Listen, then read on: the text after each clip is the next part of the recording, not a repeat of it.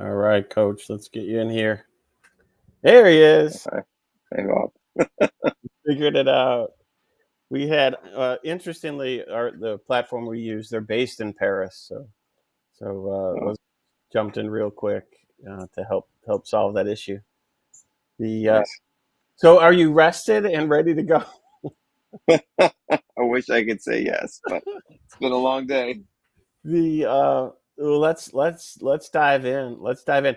First off, a little introduction. So I'm Bob Siosik. Let everyone know I'm Bob Siosik, founder of World's Greatest. Um, we had a lot of fun in the last few weeks doing this show with a bunch of Olympians. Now we're going to do it again for the next 14 days. Count today, I believe 13. Count today for the Paralympics. And Coach, why don't you introduce yourself, and then we can start getting into all the fun questions. Sure. My name is Kris Mack. I work for the US OPC, so the United States Olympic and Paralympic Committee, and I am a track and field coach for both the Olympic side and Paralympic side. I mean, this is why this gets really interesting right out of the gate. Like when I was thinking about this show, right? Because you've seen kind of both sides of kind of different groups of athletes, and this is what you do every day, right? I mean, you're Yep, when you're training at Chula Vista, when you're training all these men and women, you're you're training them together, right?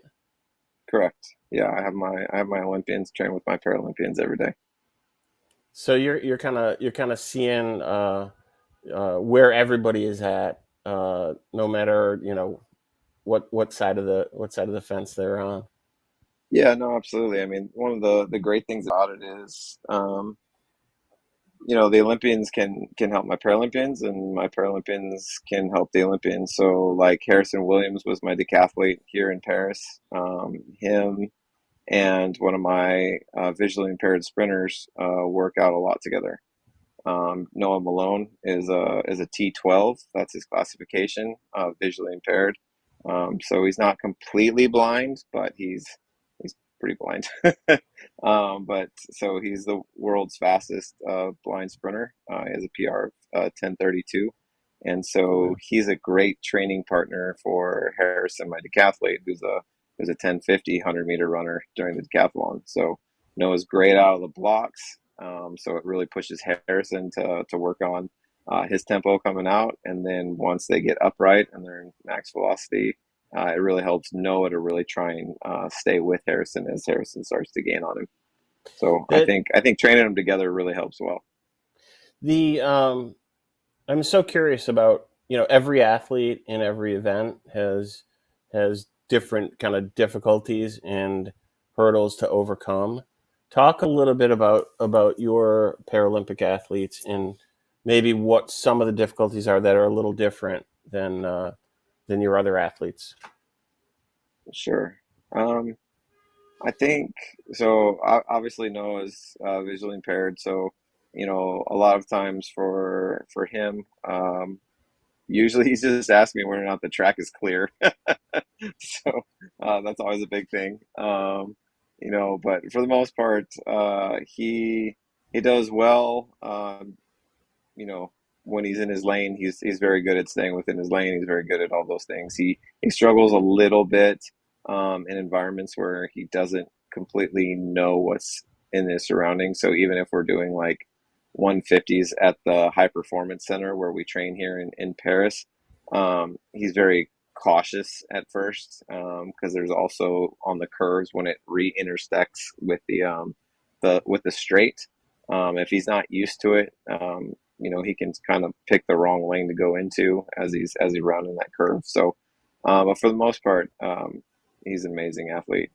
He stays in his lane all the time. So, and then I also work with amputees, both below knee and above knee, and some of them are congenital, meaning that they were born that way.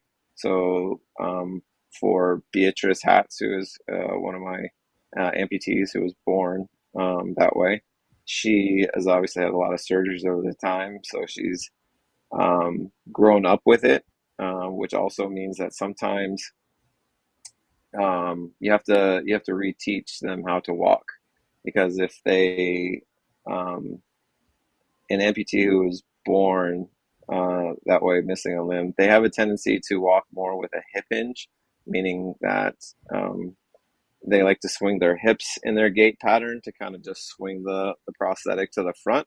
Where if you had a traumatic injury where you lost your limb later on in life, you've already had an established gait pattern in your brain. And so you have a Interesting. tendency to understand how to use hip flexion and hip extension. And it's a little bit, sometimes it's easier, but with Beatrice, we kind of just brought it back and we re-taught her how to kind of walk, which then led to running, sprinting, and jumping. Above knee amputees are a little bit different than below knee amputees, because obviously they don't have a knee joint or an ankle joint. So we're really just playing around with learning how to set up the prosthetic such that it's, where's the weight line, where is it landing, how is the Wow. prosthetic landing on the ground, a lot of those things. Um, and then I also work with cerebral palsy, and there's a lot of different varying degrees of how that cerebral palsy affects them. And that's, again, a stroke in utero most of the time.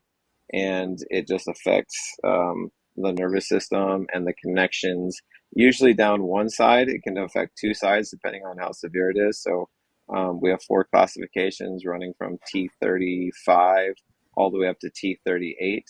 And so T35 is what we would call the most impaired, I guess. So like four limbs are affected.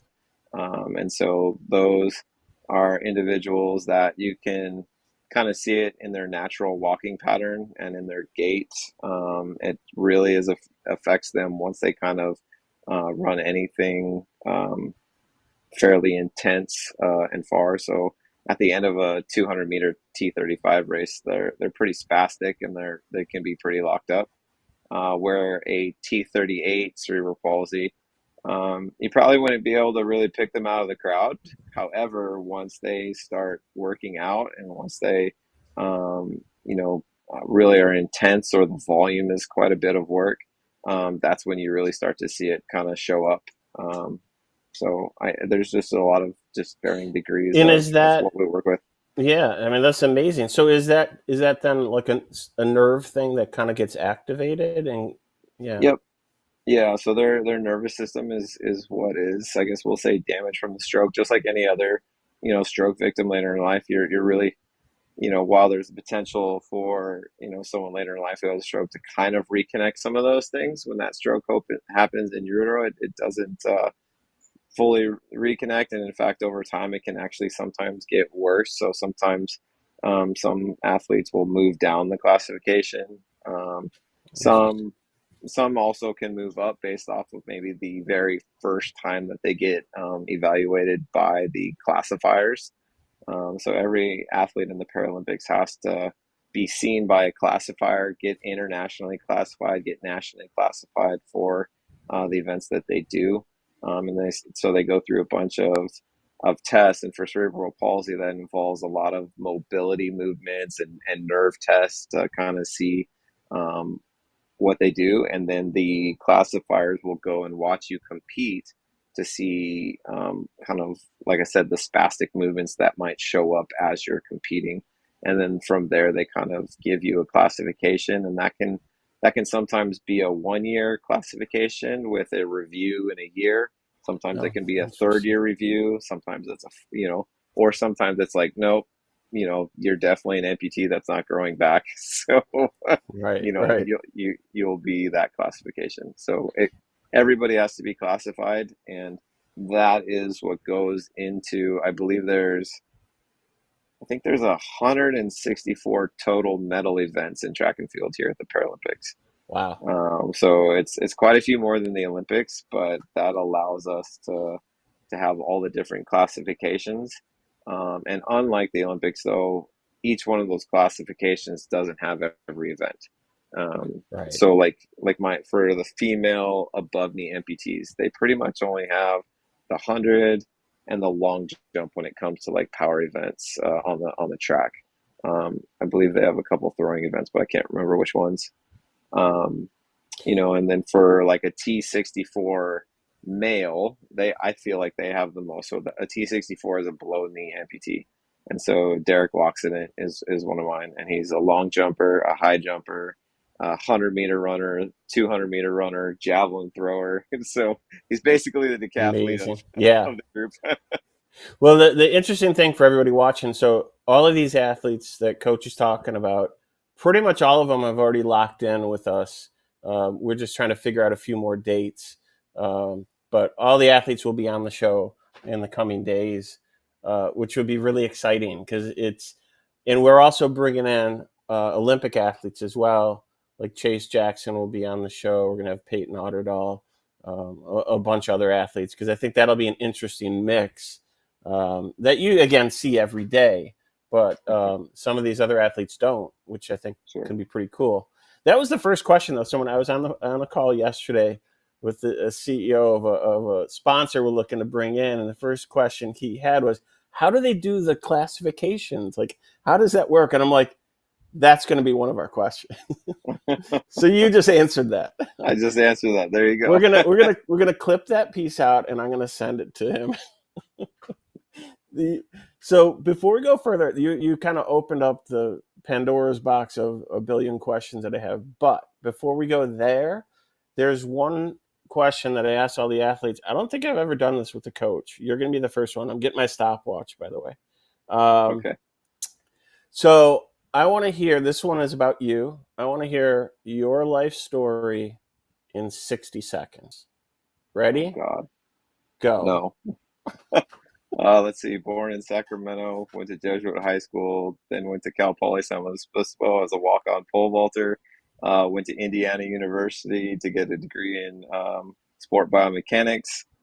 From there, first coaching job with Stanford University. Learned a lot there. 7 years there. Got an opportunity. Went to the University of Cincinnati. Cincinnati, I actually got an opportunity to be a head coach from there. Unfortunately, there was a cancer moment with my wife, so that allowed us to move to San Diego, where her family is from. I've been working for USA Track and Field and the USOPC at the Chula Vista Elite Athlete Training Center ever since, and this is my fourth games. Okay. Yeah, that's pretty good. 45. That's pretty good. That was pretty good. That was pretty good. Chase Jackson has the longest one. Hers was a minute 41. the, It's funny. Like I remember having to give like the 1 minute speeches in college, right? So it was like I kind of feel like I have that timing still down. but you still didn't, you left out so many things, but that's okay. I'm That's sure okay. I did, but So yeah, you're a Big Ten guy, so that's good. You have some Big Ten beginnings. I'm a Michigan State guy, so I'm always looking for those Big Ten folks. But you've seen and coached so many amazing athletes over the years and currently right now. What does it take to be the greatest? ooh, that's a great question. Passion is definitely one of them. Um, Determination on a level that goes beyond just working hard. I don't know if that makes sense. Well, I'll try to explain. go into that more. Yeah, no, that's Yeah. fascinating. Um, yeah, it's like so my main thing is that I don't believe my job is to motivate my athletes. My job is to guide them in the process of learning mastery of their event. My ultimate goal, which some of them have already achieved, is that I don't have to be present at the biggest competition of their life because they have an understanding of what they're doing, and that they could go to any other coach who's been giving their cue sets and be able to still produce top level marks in the world. How's that for an That's answer? yeah, no. So you've imparted all the knowledge. They've taken it in. They've gained a kind of mastery uh, of it Yeah. applying to themselves and are able to do it at, which leads me to my next question though.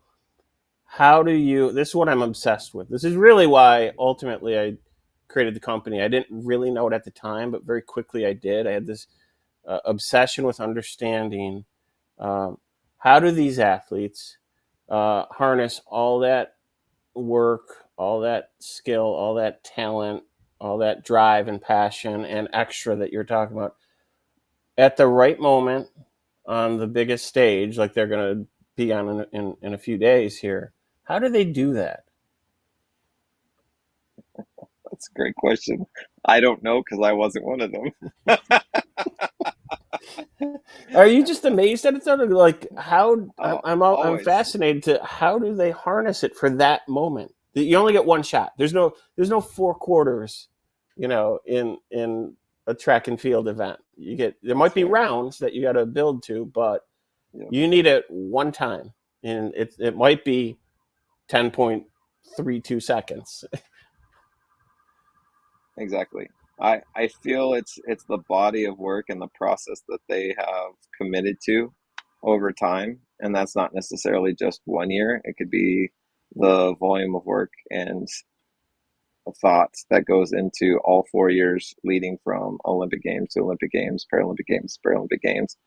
Um, mastery of what they're trying to do involves so many little things and not necessarily just what's going on in the track. I love it when someone comes to me and maybe for years I've told them like, hey, I think you should really spend a little bit more time learning about nutrition. How does nutrition affect you? Like what's the best timing and stuff like that? What's going to be best for you? And I love when they come to me and it's like it's that aha moment and they've bought in to that, Mm. and it wasn't because I forced it upon them. It may take a little bit longer for some of the people I coach to reach those aha moments because I want them to go through that process of maturing and figuring it out. But I think in the long run, that is what allows a lot of them to reach this level, stay consistent at this level, and it becomes a lifestyle versus coach told me to do that. Coach told me to do that.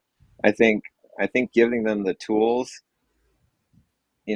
showing them how to build, but then go ahead and execute all of the pieces that lead to elite performance is the cool thing about my job. Uh, The this is fascinating. I'm so glad we had this set up. I had so many questions, and you're answering a lot of them. I remember this time when we were shooting with Boogie Johnson in Fort Worth in his whole group, and it was like 100 and whatever, and dust blowing, and at the ranch facility he was at, and I remember him trying to explain, and I think it was Andronette Knight when she first started hurdling, and it was only 2 weeks before Tokyo, or maybe three, and he was trying to explain something to her because it was going to be, is she coming into the group, right? And he was just like, ah, Dalila, go talk to her. And he's that's like, fair. sometimes Bob, an athlete can say it better than I can. And he's like, I just knew what I was saying wasn't resonating. And do you run into those kind of situations like that where you're like, I'm trying to say this thing, it's not quite clicking, you're not quite understanding what I'm trying to communicate, and how do you kind of get around that to because obviously that coach element, you're there to communicate something that the athlete can't see in themselves. Sure. I think for, most coaches, like we try to develop like a cue system that basically says the exact same thing. But eventually you may run through that cue system and you're like, man, I got nothing left. But you may have an athlete that has thought about like the way you've been cueing them and it works for them, but maybe in their brain they think about it like just a little bit differently.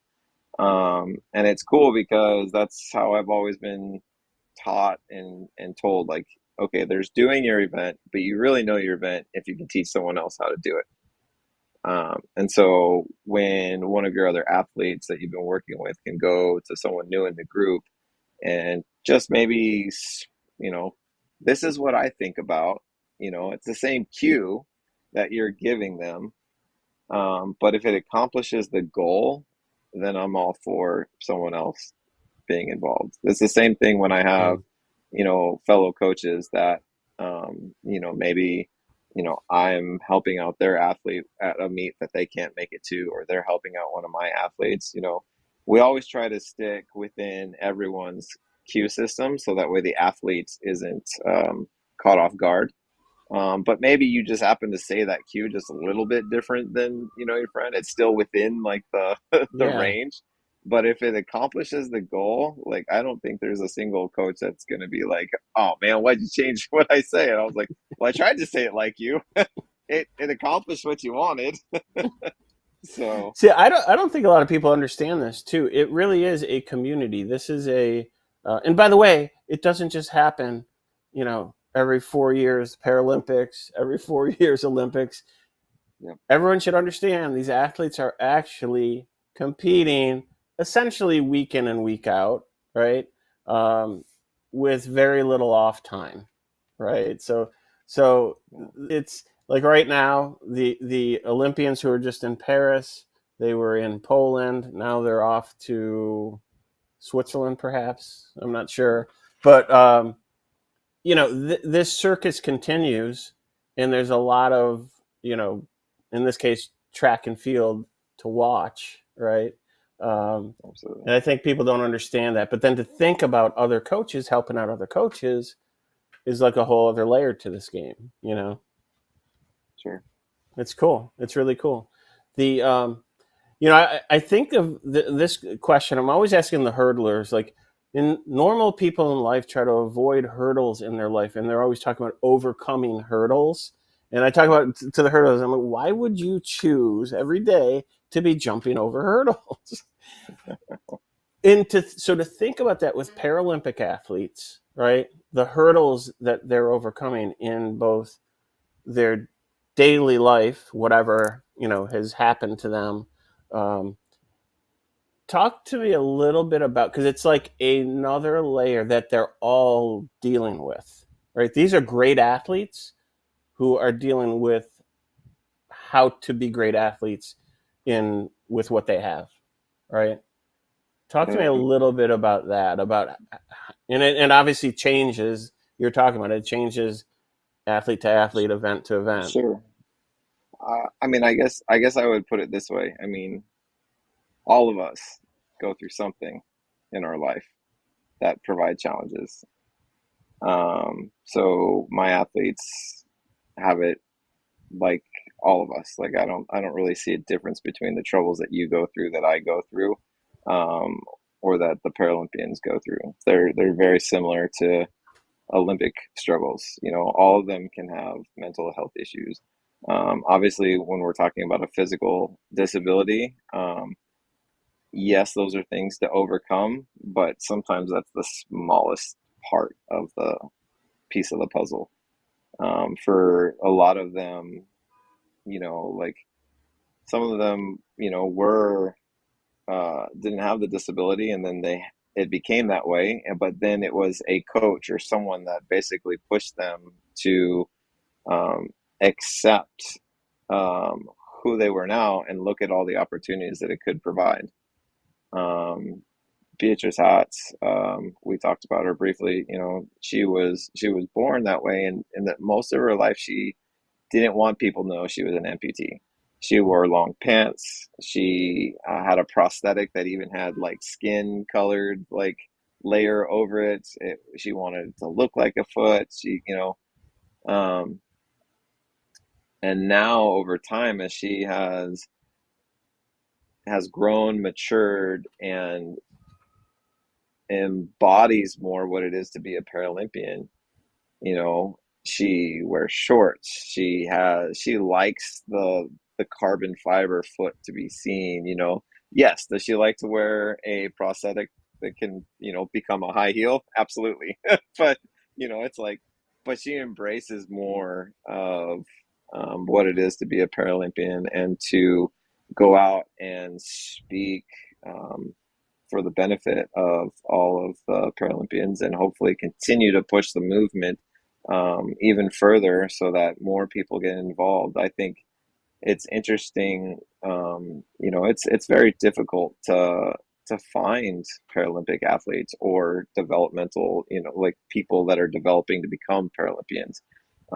It's not everybody has a club that they can go to, not in every state.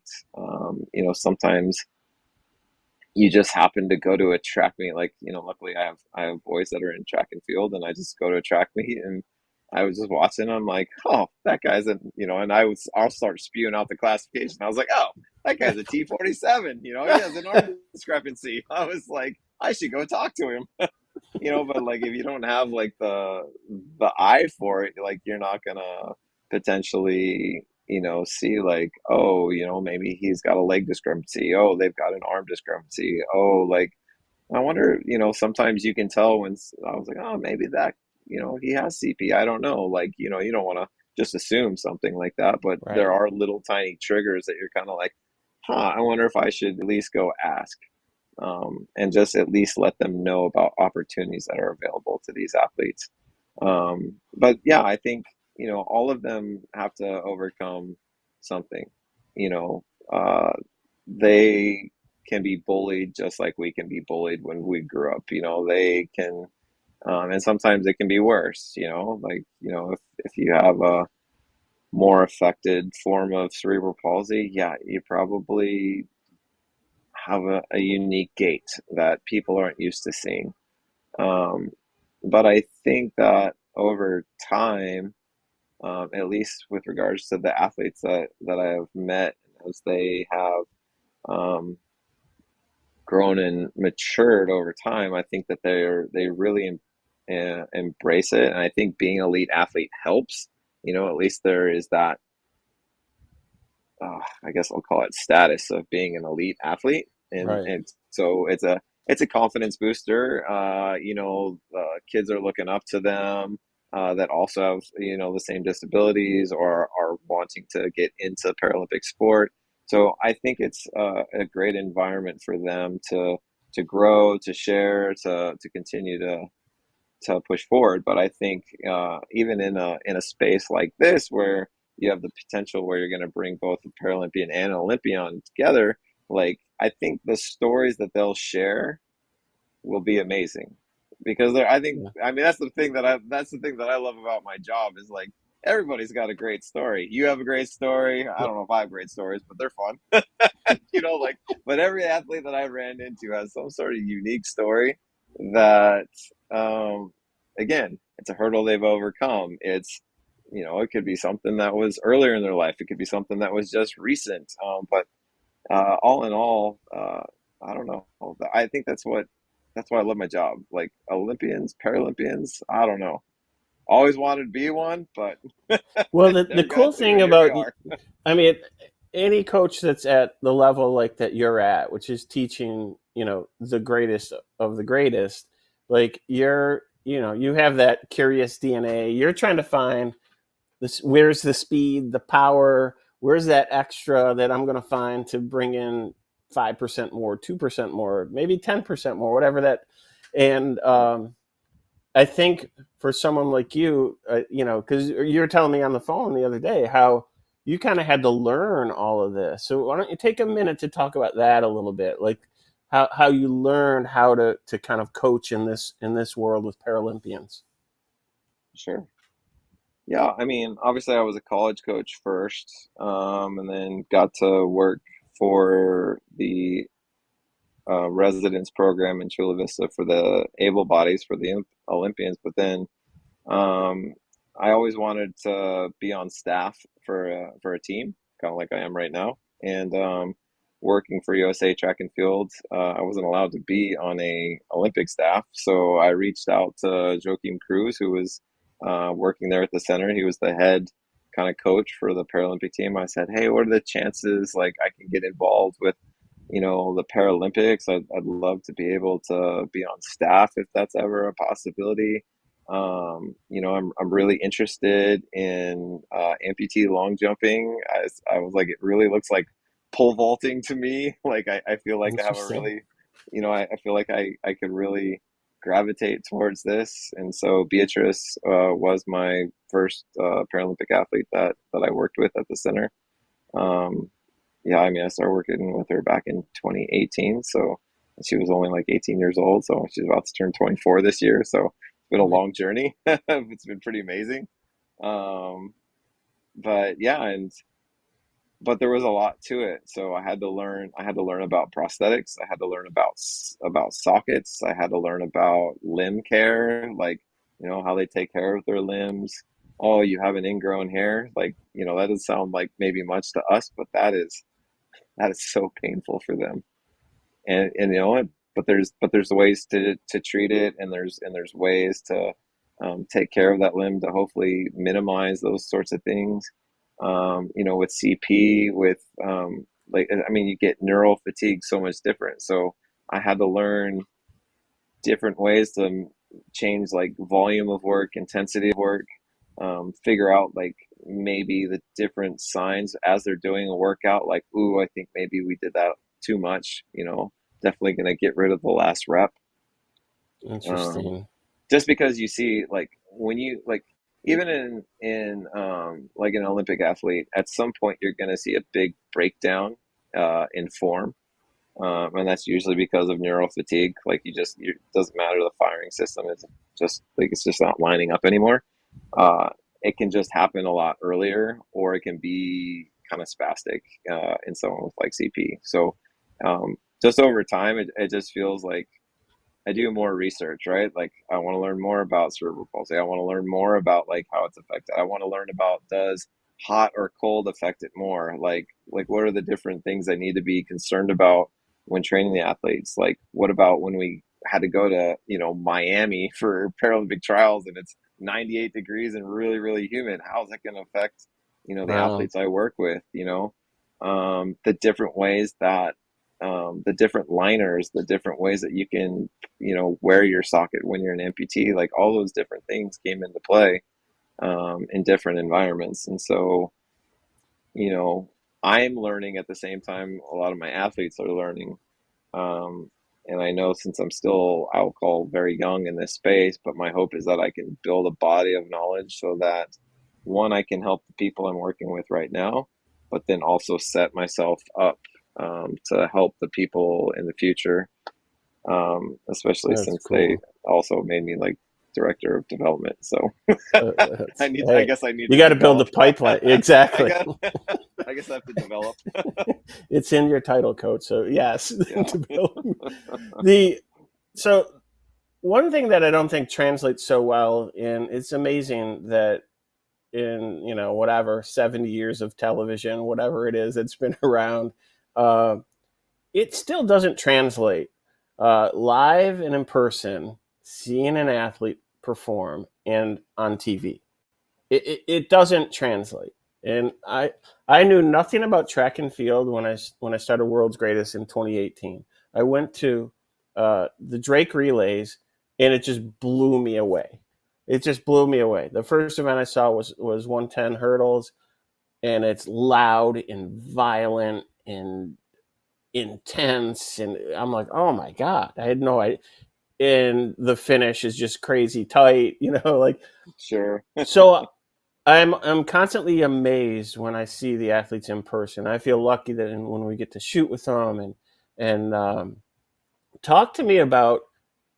I want you, because I'm always trying to preach to other people, like these athletes are amazing. So talk to me about the amazement that you see as a coach. Right, you're seeing it differently than me, but tell everybody like why we should be amazed at these Paralympians that we're going to see over the next 13 days. sure. Um, yeah, I mean, And I you can think get some of that's specific pretty. too if you want to. Yeah, no, I think I will, just because I think um, I think this year is going to be the highlight event, at least for me. It will be the T64 below knee amputee men's long jump. I think this is going to be Kind of like in Silesia in Poland, this past time was the first time ever to have three guys pole vault over 6 meters.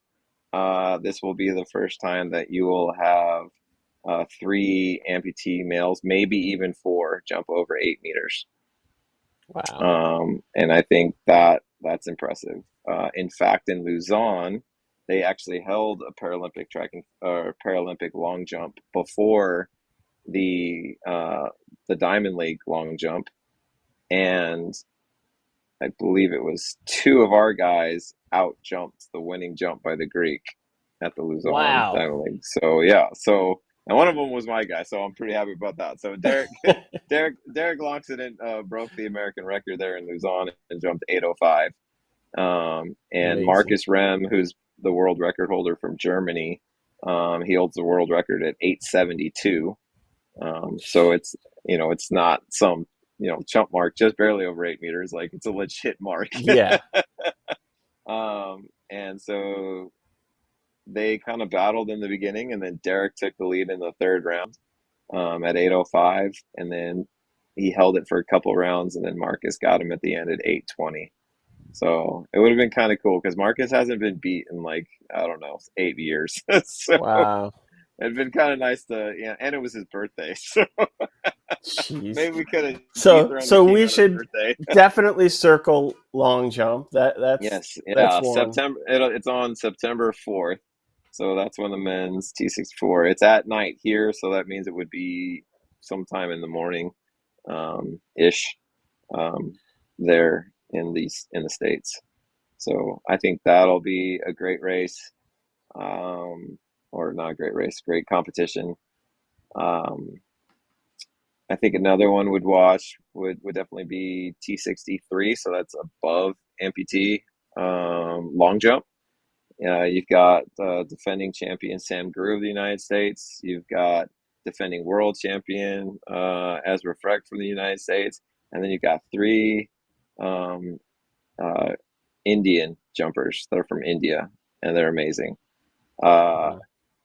Guys, and I know I'm kind of going off a little bit more, but Madi, who is from India, basically had polio, and he basically one hops on one leg, and then sets up a little quick penultimate, and the guy Wow. jumps, and he jumps like 195. I mean, the guy, and he's only like maybe 5'2". I mean, it's one of the most impressive things I've That is ever seen. crazy. So, if you want to see a video of it, just scroll down on my Instagram. You'll see a video of him because he trains at the center too. But yeah, but between like those four guys, that competition is going to be absolutely amazing. I don't know who's going to win, but I mean, obviously, I hope it's our guys. But Yeah. who knows? um, Man, uh, So when you yeah, think of two, like, there's just a lot. I don't know. It's hard to yeah. just I could By the work way, through everyone I work with. I think you should watch definitely T12 100 meters because I think Noah's gonna break the world record. Um, so we're hoping to run in the 10.2s and the universal relay. Talk about one of the best things about Paralympic track and field is the universal relay. how does that If you work? never, sure. So the universal relay, you have to have two men and two women from your country, and it also has to do with classifications. So the lead off leg is a visually impaired runner, and so my guy Noah Malone is typically our lead off leg. Um, and the second leg can either be amputee or arm impairment. And for us, we will also have two guys that are kind of lined up. So Corbin Best um, is arm impairment sprinter, and then Hunter Woodall, double below knee amputee. So one of those two guys will be running our second leg, and that will then move down the backstretch, and then the third leg has to be cerebral palsy.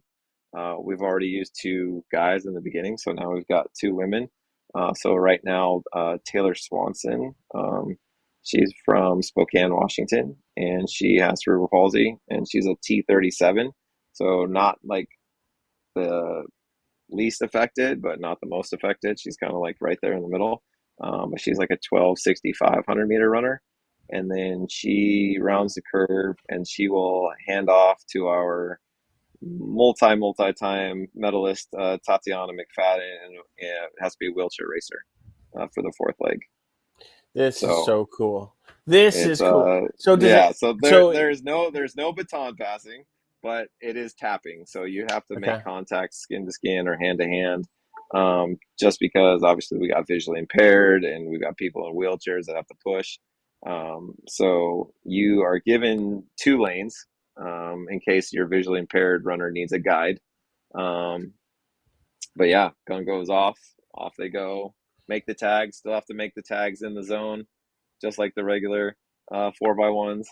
But it's Amazing. pretty amazing.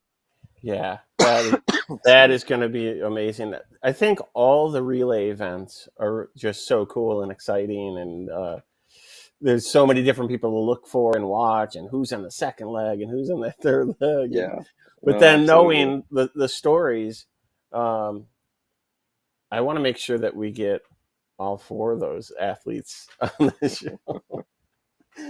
So I got some work to do. I got some work to Yes, do. yeah, you do. The I'll help you out.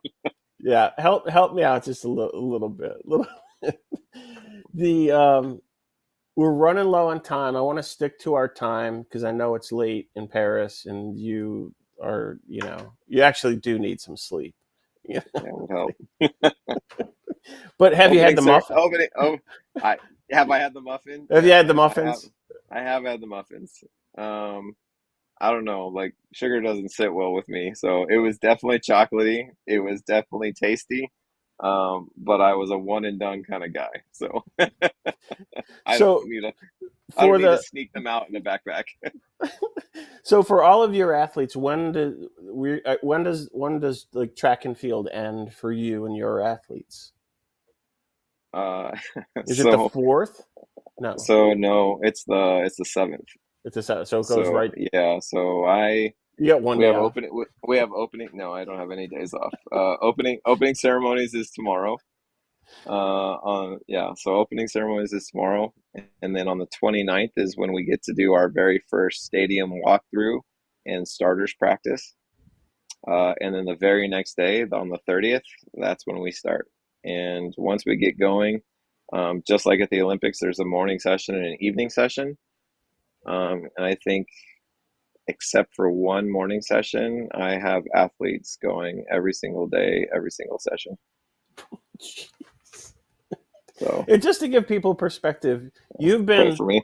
you, coach. You've been just sitting around for the last month and a half or so, relaxing at home on the couch, watching some golf. Right? That's how it's been going for you. No, yeah, yeah. No, I've been to two trials. I've been to the Olympics. I flew home for 8 days and then I flew back. It's the busy time of year, especially every 4 years when it comes to this. Um, but it's what it's the culmination of everything that we've been working towards. So it is tiring, but as you can see, I try to bring my A game. Hey, I try to provide energy every day at practice, so A that way, plus, yeah, A plus game, A plus yeah, game. you kind of The have to. I mean, well, my athletes can tell when I'm tired, but like, yeah. they'll come up to me and she's gonna be like, "Coach, you didn't get a lot of sleep last night, did you?" I'm like, "No." They're like, "I got you." That's so funny. The we're kind of up on time. I do want to for tomorrow's show, uh, we have Brianna Selinaro. We also have Tal Leibowitz, tennis player. Brianna, I wanted to make sure we had her on the show. She did not make the Olympic or Paralympic team. Really, upset. As anyone would be. I was really I wanted her to be the first athlete on the show to talk about that side of it as well. Not Sure. everybody makes it to the games, and I think that's important to kind of highlight and talk about. This is a journey that all these athletes are going on, and some will win medals, some won't win medals, and some won't make the team. Yeah. um, and you can look back at a lot of amazing athletes who didn't make. Shamir Little, I think, is one really great example. Yep. Two Olympic cycles she didn't make, and then she was amazing. She got her shot on that relay team and made the most of it. She sure did. So so tomorrow's show is going to be fun. So we'll be talking about Talking with good old Bree. lot of different sports. So in events, the a little bit of housekeeping on my end before we do some shout outs on your end. So you guys kind of follow us, World's Greatest, on all the socials. You see the little banner floating across there. Shout out to Vizio. You can watch pretty much all of World's Greatest content. If you have a Vizio TV, just search for World's Greatest or the Science of Movement, some of our shows, and you'll find us. And then Curiosity Stream as well is another streaming platform. And they've also gotten us onto Apple TV as well as Prime Video. So you can search Nice. for the Science of Movement show, which I'm hoping we're going to do another installment of this show, both for winter, but also with Paralympic athletes. Pretty much every athlete, every Paralympian who I've talked to so far is like, that show needs to be for us. They're all like, hey, this would be a completely different show, even if you're picking the same events, So, but what shout outs do you want to give, Coach, to it can be anyone or any brand or anything or brands that you want to get involved. Wow. Well, never had to do that. I don't know. I'm gonna give a shout out to my wife and kids because I've been gone for a while. So thank you, Paula, for being a sweetheart, taking care of our family while I'm away. So That's that's awesome. yeah, That could be the perfect way to end it today. yeah, it So could be. I think it's a great way to end it. It's like a good night. it is. It is. So I might have to ask you to come back on at the very end to give kind of a recap, but we'll just deal with that later. You get through what you're going to get through. Uh, No worries. and all of the Paralympics will be on Peacock for sure. I don't know where else it's on, but I know I just I went to Peacock. Yes. YouTube TV. So it's also on YouTube. They got YouTube channels for all Right. the events. Yeah, and Peacock. Or if you're over here, it'll be on French TV. There we go. So That would be fun. All right, Coach. I appreciate it, man. you bet, Bob. Have a great rest of your night, and talk to you soon. Okay, appreciate you. Thank you so All right. much.